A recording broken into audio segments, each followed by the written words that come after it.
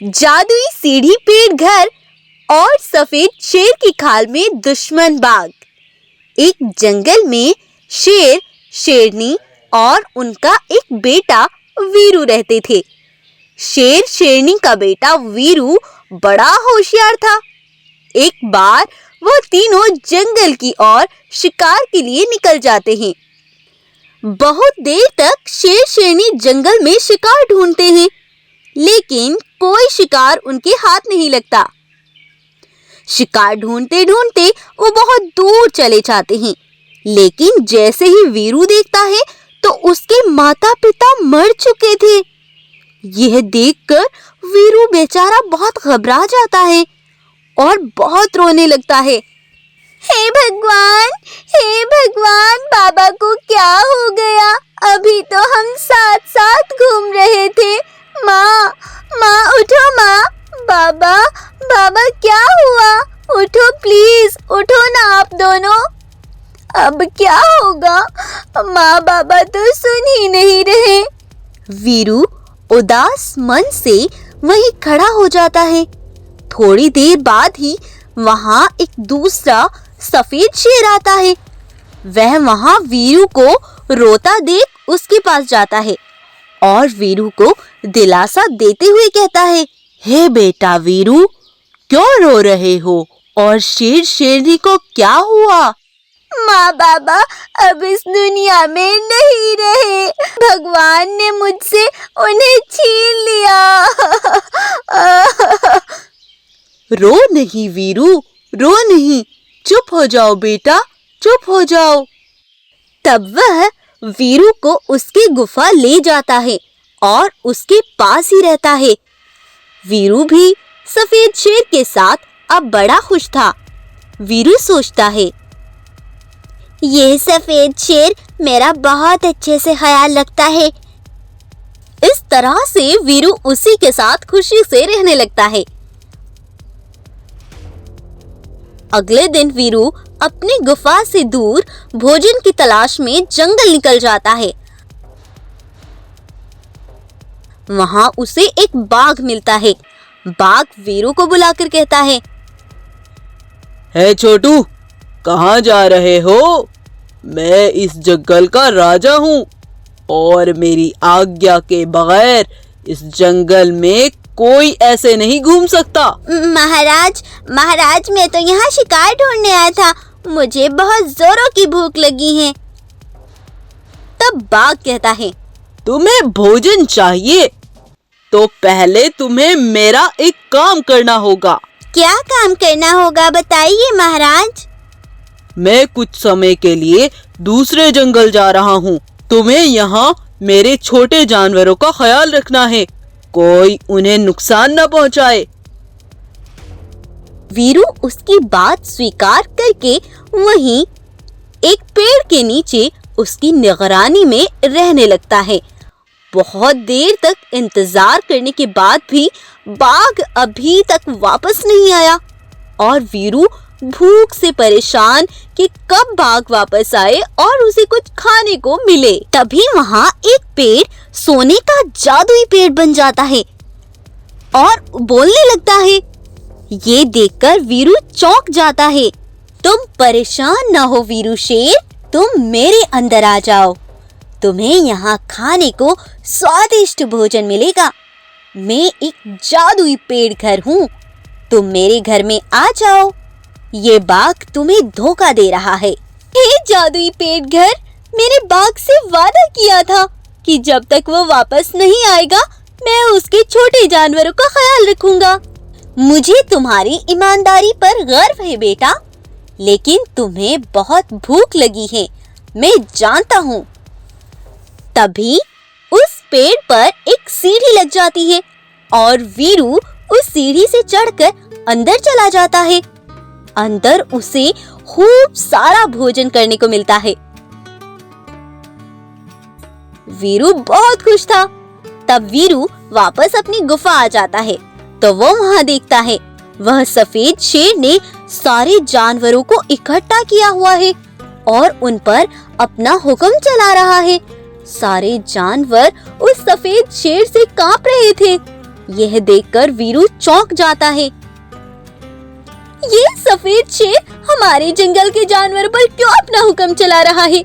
पिताजी तो जानवरों से बड़ा प्यार करते थे और ये सफेद शेर इनको डरा रहा है। जाकर देखता हूँ आखिर ये सफेद शेर चाहता क्या है।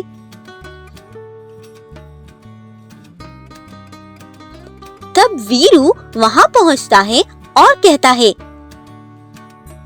सफेद शेर अपने जानवरों को क्यों भयभीत किया हुआ है?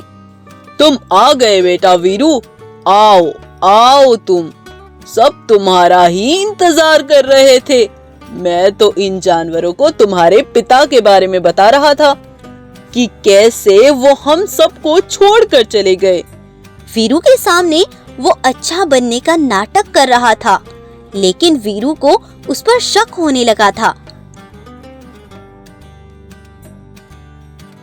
अगले दिन वीरू फिर उस बाग के जंगल में जाता है और उस सीढ़ी पेड़ घर से कहता है, हे सीढ़ी पेड़ घर, आज मैं बहुत दुखी हूँ।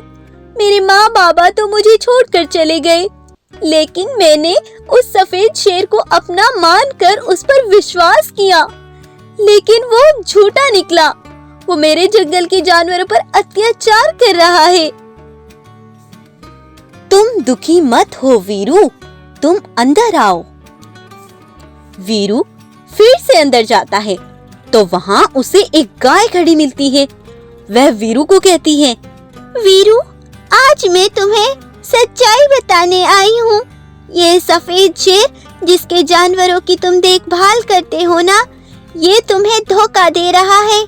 वह सफेद शेर नहीं बल्कि एक बाघ है, वही बाघ जिसने तुम्हें अपने जानवरों की रक्षा के लिए रोका था।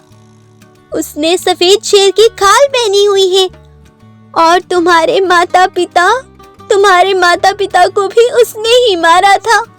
क्या? ये तुम क्या कह रही हो? मुझे यकीन नहीं हो रहा। हाँ, वो बाघ तुम्हारे पिता का खुला दुश्मन था। वो तुम्हारे जंगल पर राज करना चाहता था, इसीलिए उसने नकली शेर के रूप में आकर तुम्हारे पिता और तुम्हारी माँ को मार डाला, जिससे कोई देखे भी तो बाघ पर किसी को शक ना हो। और तुम्हें दिलासा देने के लिए भी वह बाघ ही आया था, लेकिन ये सब उसने सिर्फ दिखाने के लिए किया। उसे तुमसे कोई हमदर्दी नहीं थी। उसने तुम्हारे जंगल पर राज करने के लिए तुम्हारा दिल जीता। लेकिन तुम दुखी मत हो, मैं तुम्हें जादुई शक्तियां देती हूँ। तब उसके अंदर जादुई शक्तियां आ जाती हैं। यह सब जानकर वीरू अपने माता पिता शेर शेरनी की मौत का बदला लेने की ठान लेता है और उस धोखेबाज सफेद शेर बाघ को सबक सिखाने की सोचता है। तब वो उस सफेद शेर के पास जाता है और उसे कहता है, सुनो सफेद शेर, हमारे पास के जंगल के राजा बाघ है ना, तुम उसे बुला लाओ, मुझे उनसे बात करनी है। वीरू की यह बात सुनकर बाघ के पसीने निकल आते हैं, क्योंकि अब उसे लगता है कि शायद अब वीरू को सच्चाई का पता चल गया है। तब सफेद शेर सोचने लगता है और कहता है, अरे नहीं, उस बाघ से क्या बात करोगे तुम, अभी रहने दो यार, फिर कभी उस बाघ से मिल लेना। सफेद शेर बचने के लिए उससे बहाने पर बहाना मिलाने लगता है, लेकिन तभी वीरू गुस्से से सारे जानवरों के सामने उसे कहता है, तुम बहरूपिया हो, तुम मुझे धोखा दे रहे हो और तुमने मेरे जानवरों को भी परेशान कर रखा है। मुझे सब सच्चाई पता चल गई है। तुम धोखेबाज बाघ हो, तुमने ये शेर की खाल पहन रखी है। तब वीरू उसके ऊपर से सफेद शेर की खाल उतार देता है। सारे जानवरों के सामने उसकी असलियत आ जाती है। सारे जानवर ये देखकर बड़े हैरान हो जाते हैं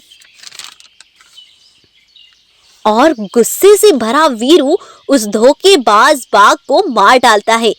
और इस तरह वीरू अपने माता पिता के कातिल को मारकर खुश था और वह अपने जंगल के जानवरों को भी उससे मुक्ति दिला देता है और तब से सारे जानवर पहले की तरह ही खुशहाल जीवन व्यतीत करने लगते हैं। और वीरू भी कुछ बड़ा हो गया था। वह सब वीरू को ही इस जंगल का राजा स्वीकार करते हैं। दोस्तों, इस कहानी से आपको क्या शिक्षा मिलती है? इस दुनिया में हमारे आसपास ही कुछ ऐसे लोग भी हैं जो हमें नुकसान पहुंचाना चाहते हैं, लेकिन हमेशा याद रखिए, यदि आपको कोई नुकसान पहुंचाना चाहता है तो भगवान उसको नुकसान पहुंचाता है। तो कभी भी किसी पर भी आंख बंद करके भरोसा नहीं करना चाहिए। तो गाइस, अगर आपको आज की हमारी ये वीडियो इंटरेस्टिंग लगती है तो इसको लाइक, शेयर और सब्सक्राइब करना ना भूलिए। आगे और भी ऐसी इंटरेस्टिंग वीडियोस आने वाली है, तो चैनल को सब्सक्राइब कर लेना और बेल आइकन को प्रेस कर लेना।